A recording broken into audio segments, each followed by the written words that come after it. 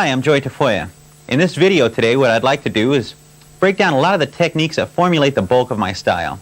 We're going to do a lot of string skipping, we're going to do a lot of chromatic licks, we're going to use a lot of open string licks, and then I'm going to take a lot of my favorite solos off my albums and break them down lick for lick.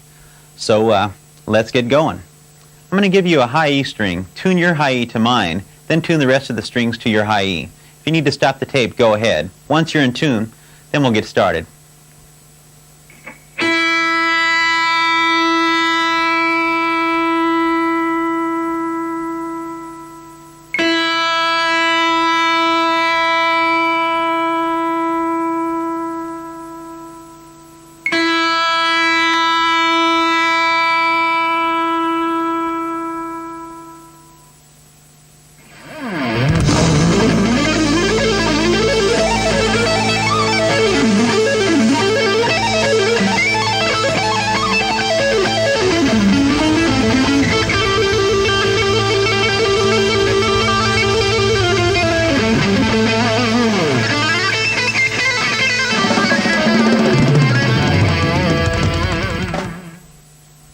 What I'd like to do right now is to show you how I get my chromatic passages within licks. It's very easy. All I do is combine major and minor blues scales.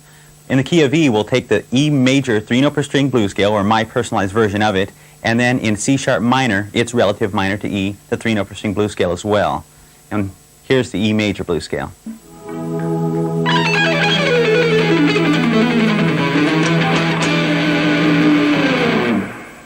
What I'm going to do now is show you exactly what I did. This is my version of a 3-note per string blues scale, a major blues scale. I'm starting with the 5th, getting your flat 5, your 4th, your 3rd, root, and then flat 7. Once again. From there, I'm just taking it down in octaves.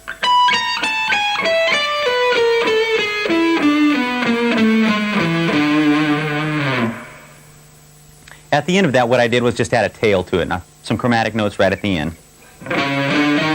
Going from the C sharp minor, which is its relative minor, all the way up to E. Finishing off with an E7th chord. Okay, now let me play it for you slowly, the whole thing in tempo.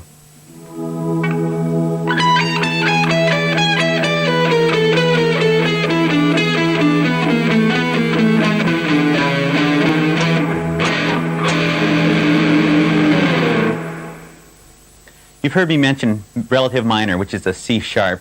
And that's what I'm going to do right now, is play the C sharp minor blues scale, and it's over an E chord still.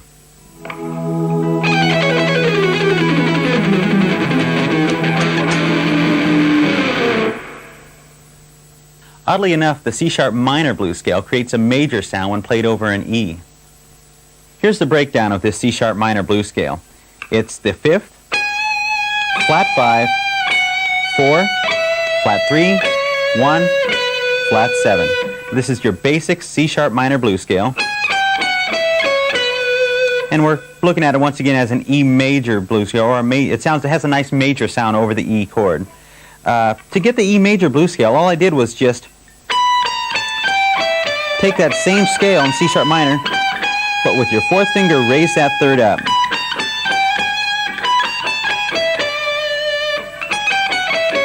So you can see the 1-note difference in the scale. E major, C sharp minor. Let's take that C sharp minor blues scale and continue playing it down in octaves.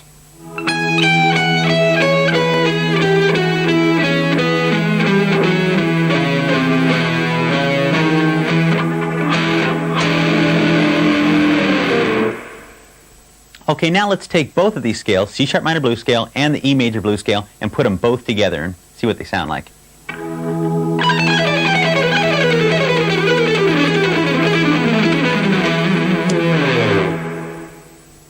The way that I came up with this was by taking a 6-note sequence from each scale. First the E major blues scale, and then the C sharp minor blues scale.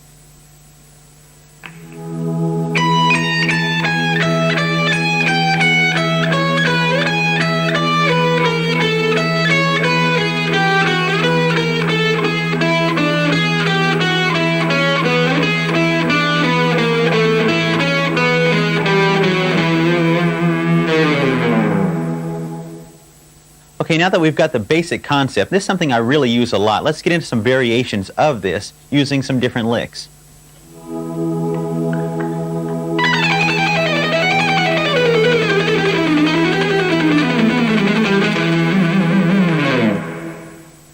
Okay, let's break that down. Let's break it down to something, the smallest form of that lick.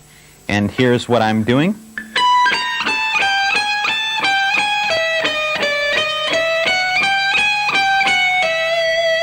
And after that, what I'm doing is just repeating in octaves. But let's break this down and show you exactly what I'm doing. I'm going fifth,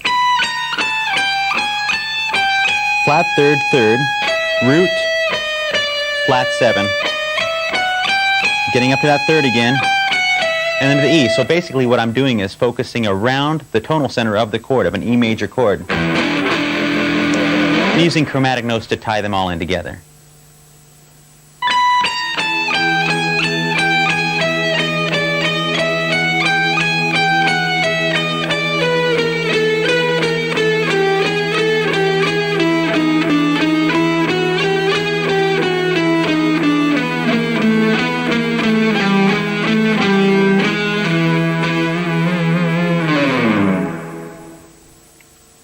Here's a kind of a medium range version of this that you can use to practice over and over again in succession to kind of work it up to speed. This is a lick that also occurs in one of my songs, the solo breakdown in For Blue.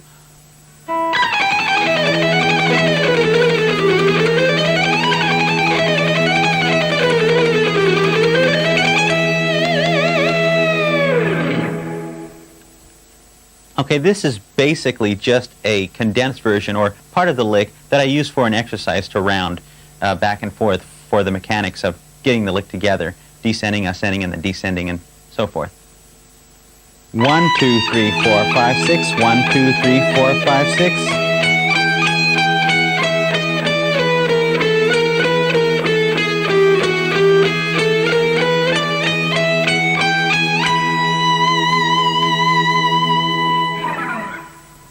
The thing that I use this for is just basically for a good exercise to work on the mechanics of the right hand, developing the picking.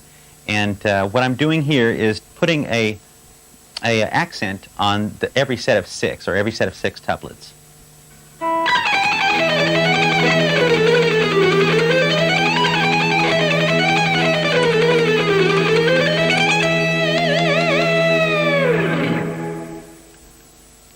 This next lick is a variation of what we've done before, only what I'm going to do now is carry on a set of 6 all the way down the high E and the B, because it has a certain tonality, it has a certain frequency response when you just play a lick on 2 strings rather than jumping around from different strings.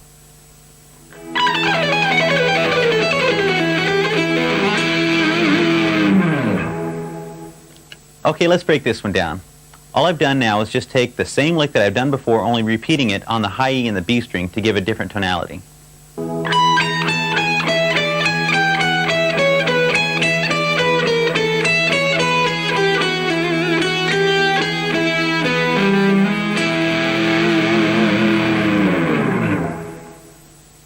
Okay, here's just another version of the E major blues scale and the C sharp minor blues scale combined, which is a little easier to finger. It gives you a little bit more fingering ability.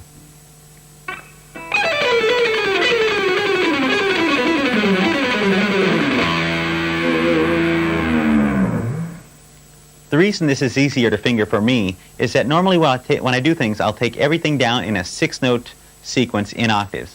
So starting with the first set of 6, by taking that down in octaves, it becomes a little bit more difficult as you get to the low E and the A string. So what I've done now is just take the E major blues scale and then only gone down as far as the B string, and then taken what's left on the G string of the C sharp minor. Much easier to finger, and it leaves a nice chromatic passage between the B and the G.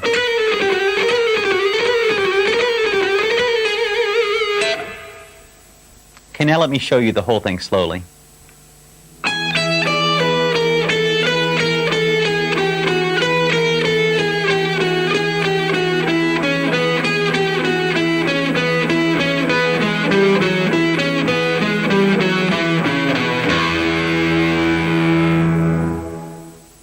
Here's another example combining both of the scales.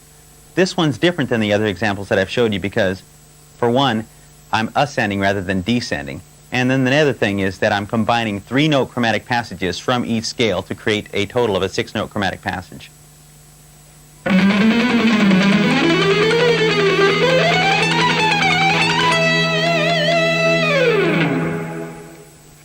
With this one, I'm starting at the 14th fret on the low E string and using a 3-note chromatic passage from the C sharp minor scale and then a 3-note chromatic passage from the E major scale, creating a 6-note chromatic passage. And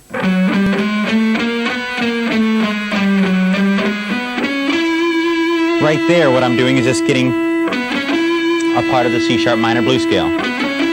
So after that, I'm repeating in octaves.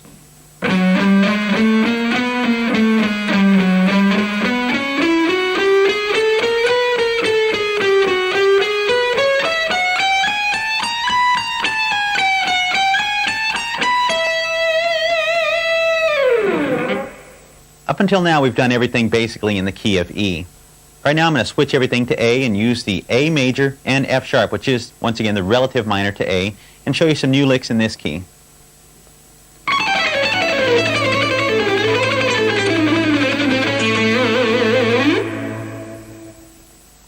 What I did here was take the A major blues scale,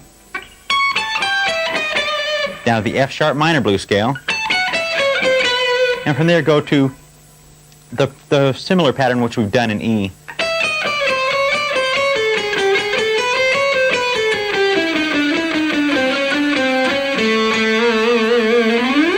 And combine them all together to make one long lick. This next one is a lick that, rather than shift in 6-note sequences, is going to shift in a little bit longer it's going to have a different vibe to it. What I'm doing is going to take an ascending version of the F sharp minor blues scale and go up to the D and the G string and then switch to the A major blues scale and continue up all the way to the high E string from there.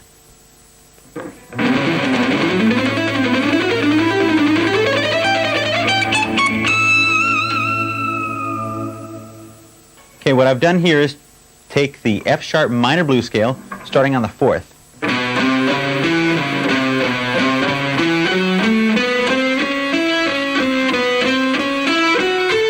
Up until this point, I've played the same thing in octaves, and I'm switching to the A major blues scale, starting on the D string, and starting on the 4th again, and continuing up the same way as I did previously.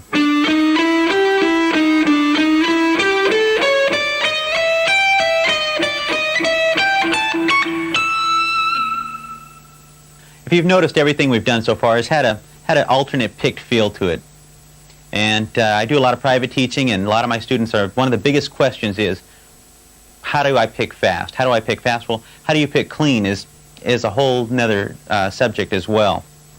And to pick fast and clean, I recommend alternate picking. That's what I do. I use a standard alternate picking all the time, although there are different techniques. There's a economy or sweep picking, which is fine, but I find alternate picking to be very aggressive and very precise, very aggressive feel. And in the beginning of alternate picking, one thing I noticed, a lot of people have a hard time really realizing that they are, or if they are or not, alternate picking. Therefore, what I suggest is exaggerate the movement at first to make sure you're really getting that alternate picking going. If the lick is something like this,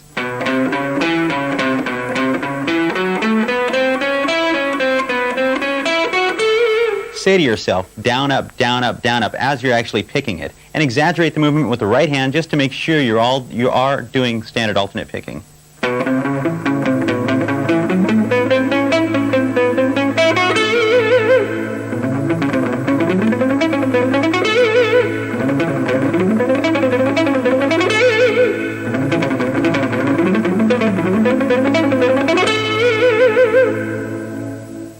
As you can see right there, I'm exaggerating the motion, which is something you'll want to do right in the beginning to assure that you are doing proper alternate picking. However, after you've done that, you'll want to practice the economy of motion, which is basically never taking the pick farther than it has to be from the string.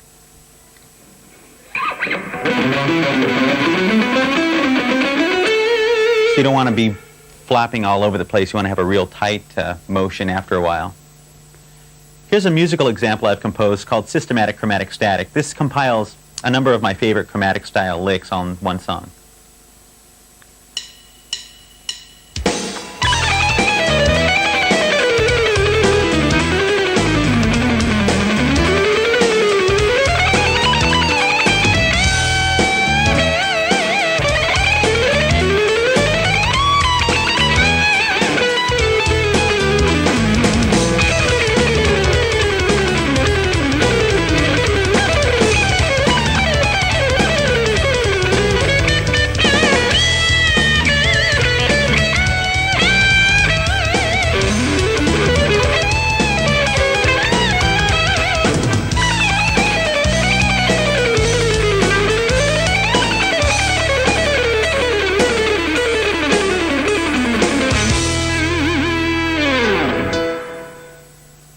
Okay, let's take this now and demonstrate this lick at a time, or rather than that, we'll break it down into a few sections, section at a time.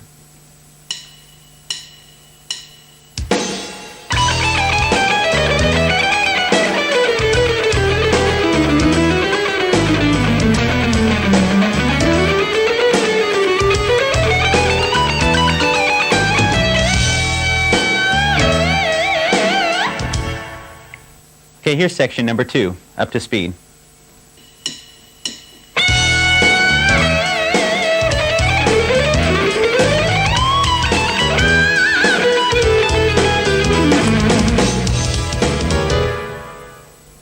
Okay, let's take that one slow.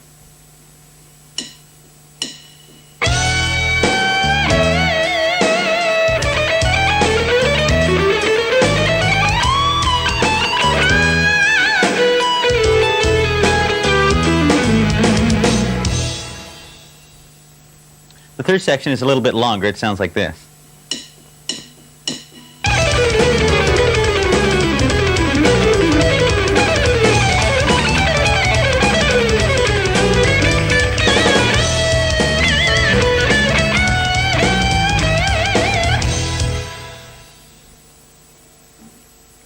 And slow.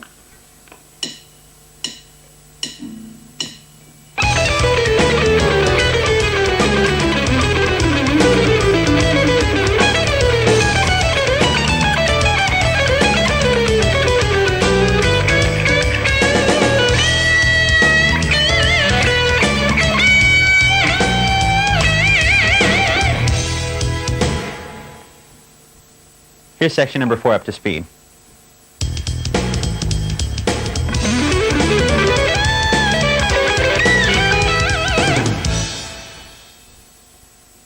Here's section number 4, slow down.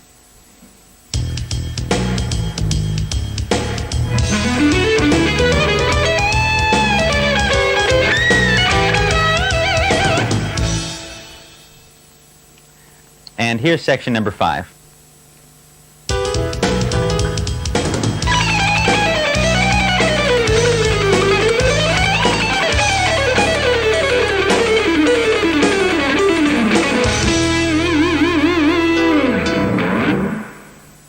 And section number 5, slow.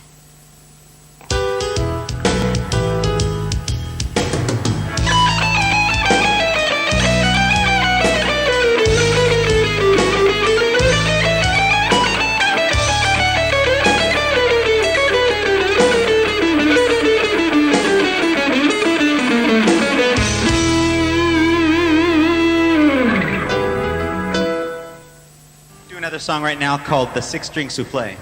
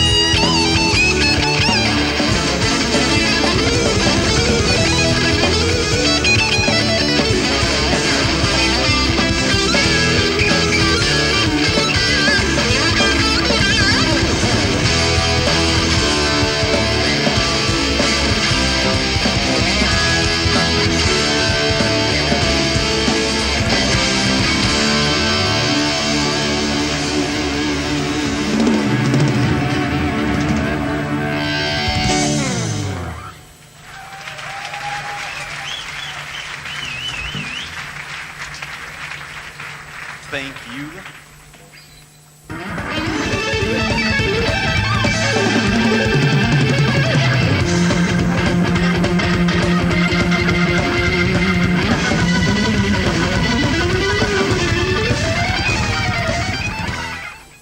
How do I use open strings? Well, the way I use open strings is basically after a couple of fretted notes, okay? In the key of A or E, you can basically use almost any string and it becomes a note in the scale. So I'll pull off or pick a few notes, pull off to an open string, and it's usually to create wider intervals within licks and arpeggios, and it has a nice distinctive sound to it. Let's go to the open A string. Take the open A string, go to the 4th fret on the A string, and you have the C sharp. That makes the 3rd. Go to the 7th fret on the D string, you have the octave of the root, that's A of course, and you pull off to the D, we have the 4th. So what you have there is a nice open string lick, and it sounds great over A. Very simple, but effective. If you want to take maybe use the open G now and take a bend from the G sharp, or rather F sharp to the G on the D string, and then hit the open G, you have something like that.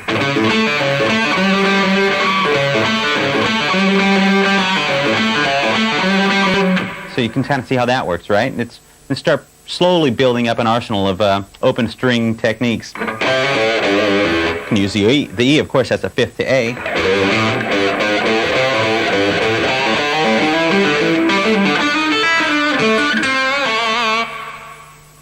One of the techniques that occurs more and more in my playing every day is the use of open strings. Open strings can be very useful for getting wider, creating wider intervals within scales and licks. It also help to move from one place on the next to the other, because when you have the open string ringing, you can jump around while something's ringing and get to the next note. This next piece is something that I've composed which demonstrates a lot of the open string licks that I use.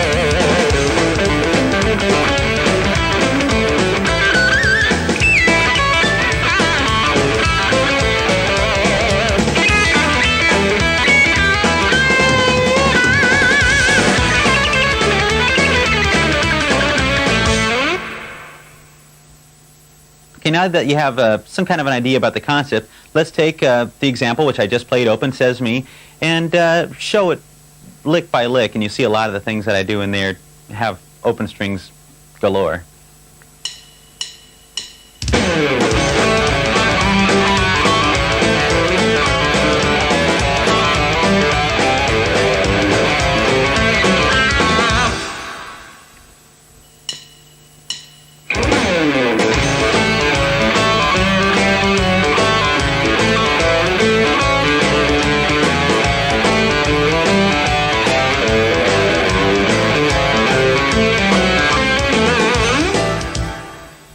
And here's section number 2.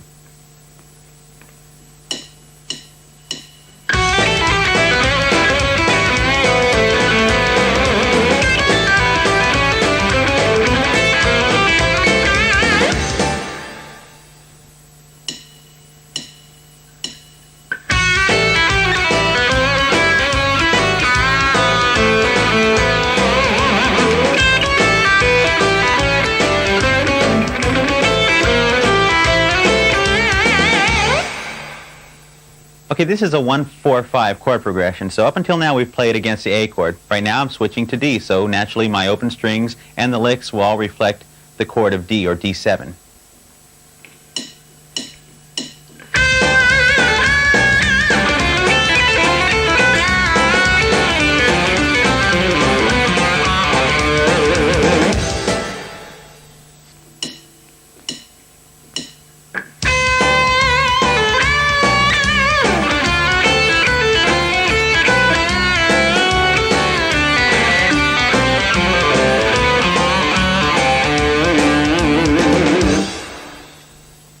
Here's number 4. We're going back to the A chord. So everything I do, all the open strings and scales will naturally reflect again the chord of A7.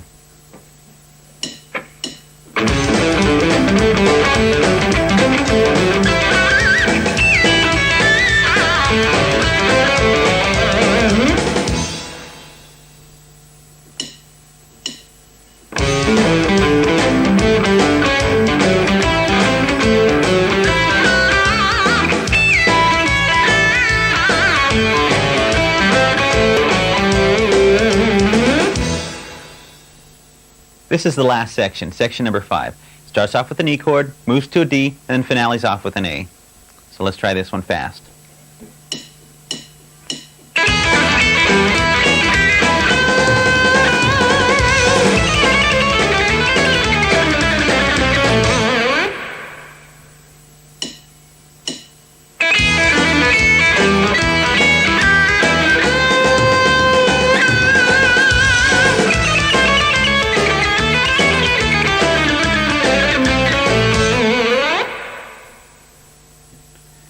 Okay, this next piece coming up here is an example using open strings in a minor sense. I'm playing in C sharp minor, and everything I do will revolve around the C sharp minor or the arpeggios within C sharp minor, E major, A major, things of that nature. I'm following the chord structures, and I'm trying to use open strings in everywhere I can.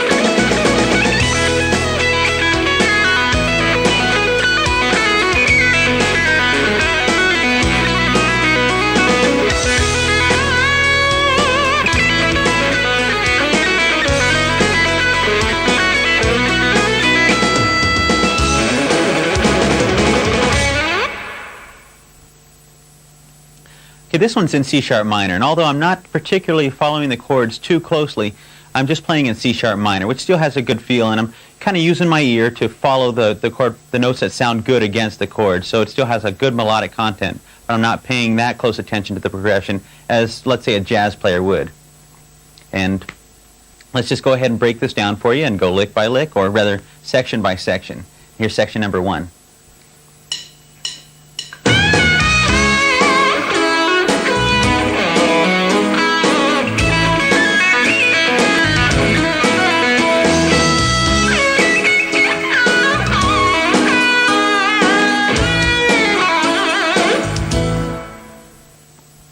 Okay, let's take that section now and let's break it down for you and play it slower.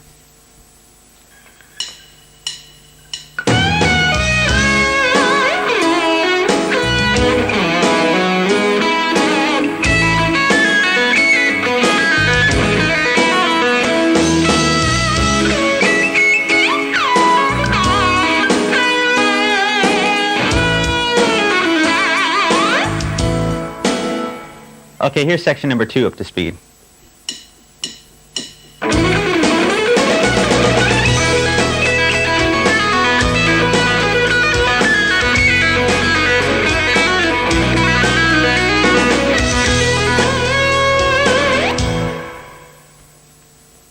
Okay, let's take that section slow. Here's section number 2, slow.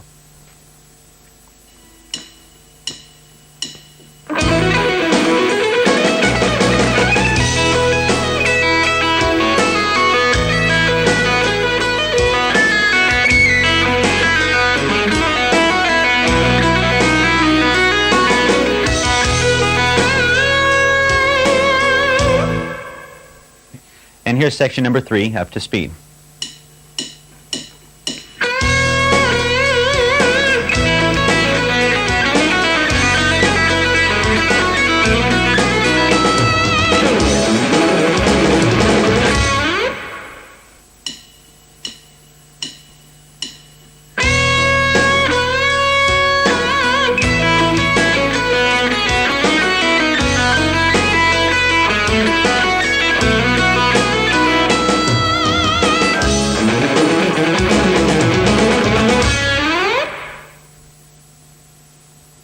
This next piece is the unaccompanied guitar solo called Wrecking Ball off my In for Blue album on Shrapnel Records. And what it displays is a basic use of string skipping and 3-note per string blues scales and a lot of hammer-ons and pull-offs. And I'm going to show you the techniques that I've used to do this and then break the solo down for you.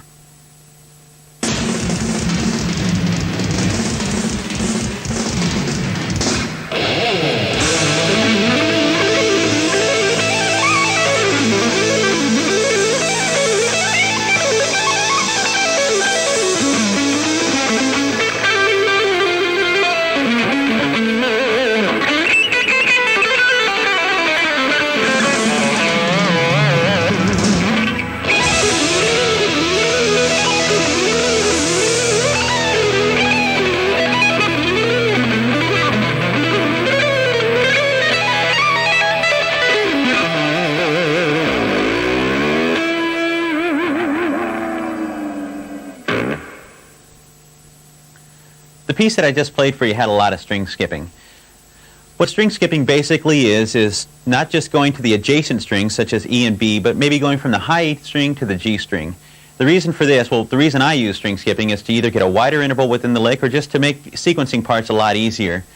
There's a certain pattern that I use in a lot of my string skipping stuff, as well as just when I'm playing on adjacent strings. And the pattern goes like this.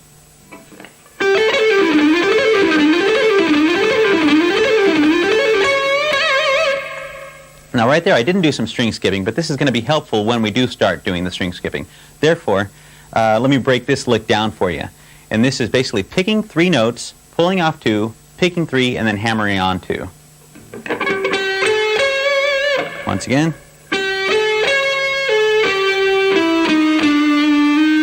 So you can see pick 3, 1, 2, 3, pull off 2, pick 3, hammer on 2, and then play that in succession.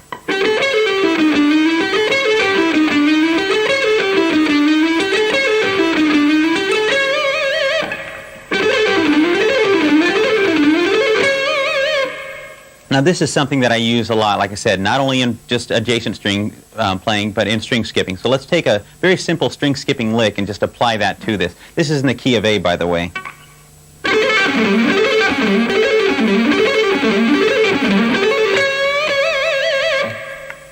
And let's do that one slow for you.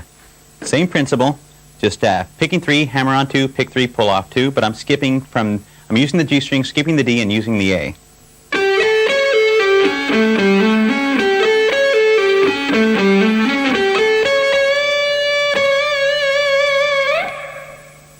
Okay, now that I've shown you the techniques that I've used to play the song, let's get on with breaking it down. And let's take it section by section. And here's the first section. This is in the key of A.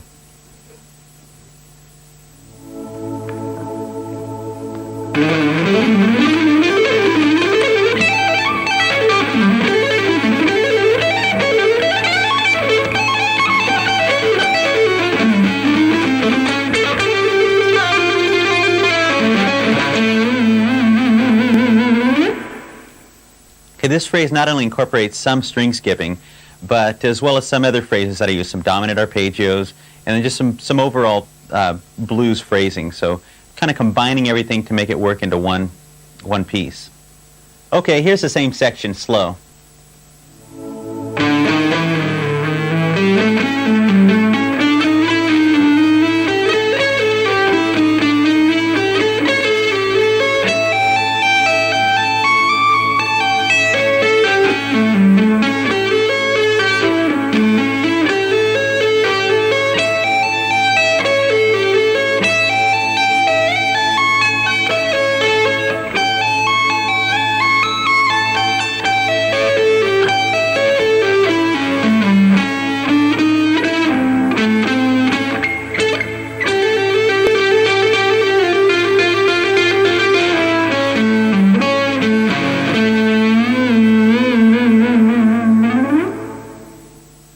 Okay, here's section number 2. This is a basic blues lick that separates the 2 string skipping sections.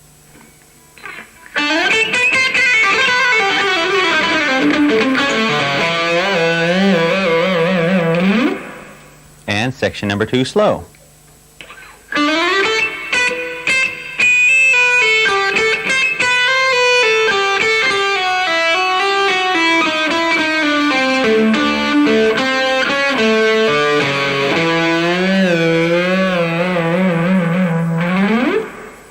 This next section is over an E chord, and it combines string skipping with some phrasing and a dominant arpeggio to finish off the solo. And here it is.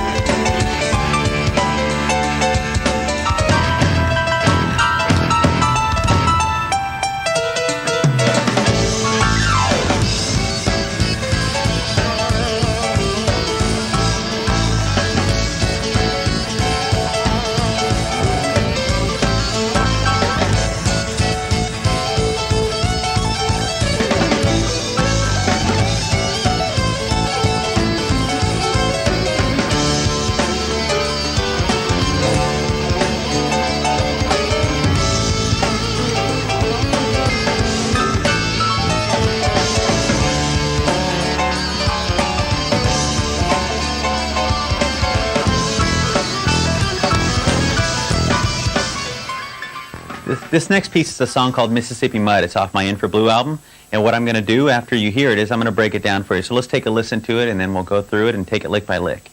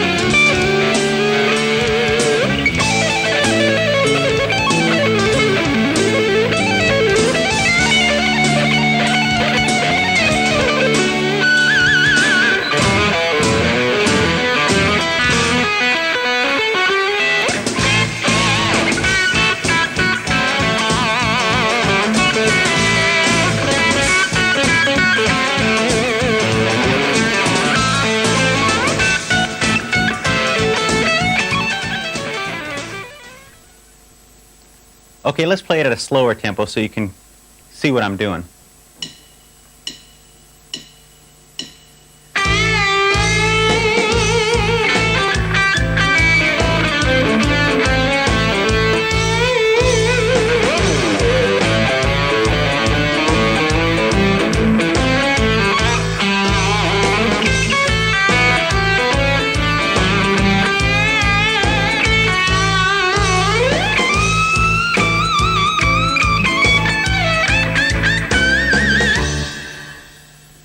Okay, let's try and analyze this a little bit, okay?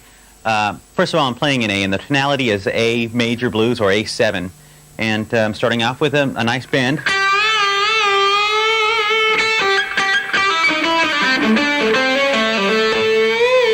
Getting a nice blues scale with a cap, harmonic cap.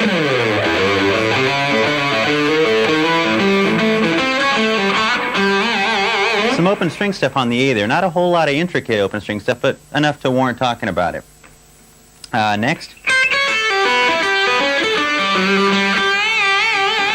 Another nice open string lick.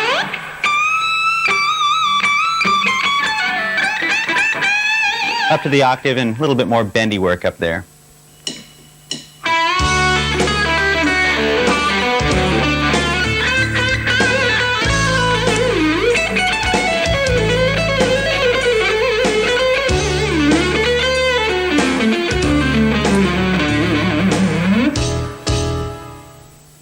Now I'll play the same thing for you a little slower.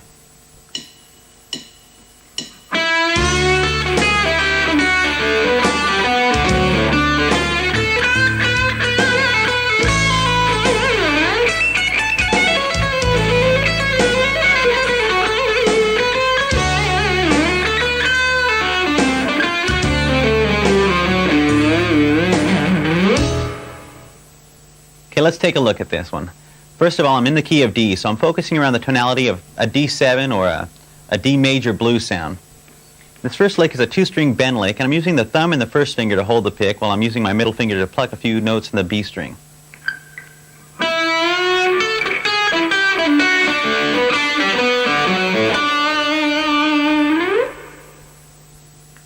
Okay, from here what I'm doing is just using a couple of open strings to get to the D within a D7 arpeggio.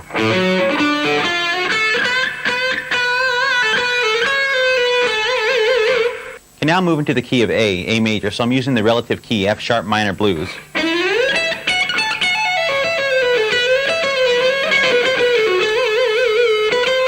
Back to D.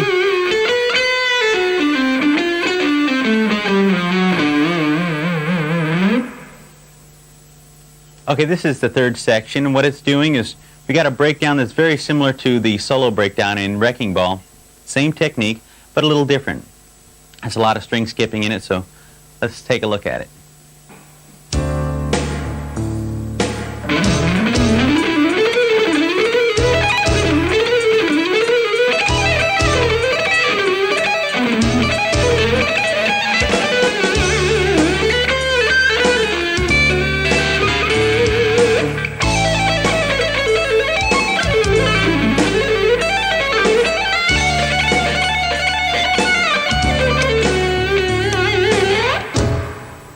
Okay, let's take a look at this one at a slower pace.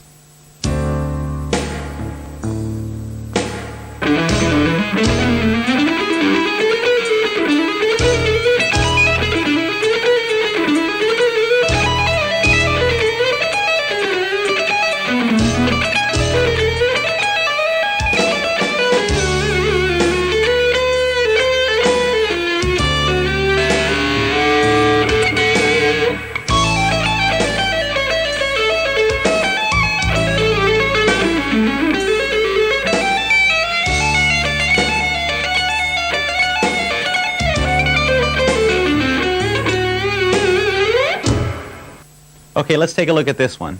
First of all, I'm playing in the key of E7, so I'm going to work around that tonality. In my kind of a 3-note per string personalized version of a blues scale, I'm going to descend, or ascend rather, with a pattern that is pick 3, pull off 2, pick 3, hammer on 2. And it goes straight up like this.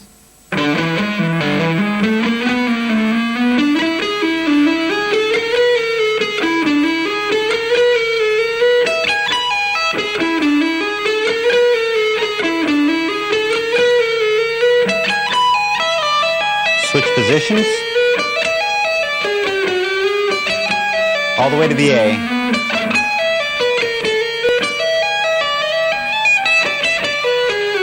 Changing keys to the D.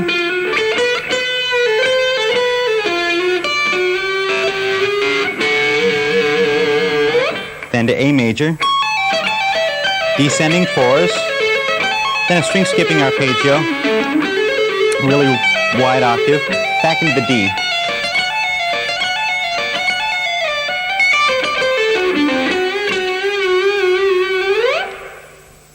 Here's the last section of this, the tail ending, and it's an E.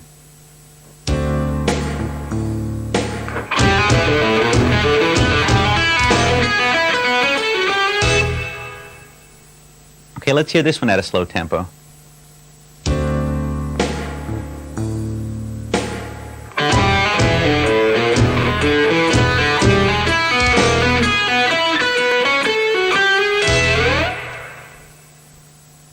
Okay, let's take a look at this last one.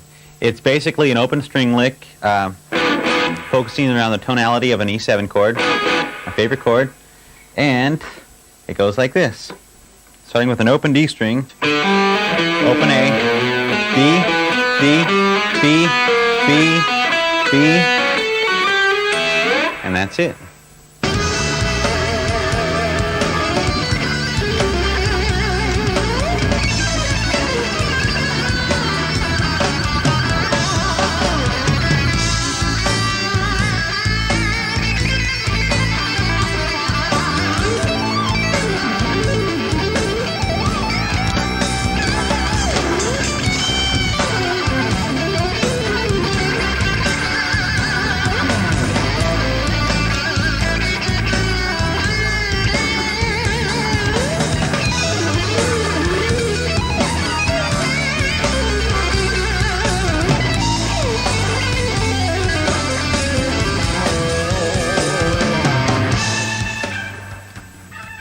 Well, I hope you enjoyed watching the video. I know I certainly enjoyed filming it, and I hope a lot of the things in this video will help you in your playing, achieving whatever goals you have for yourself.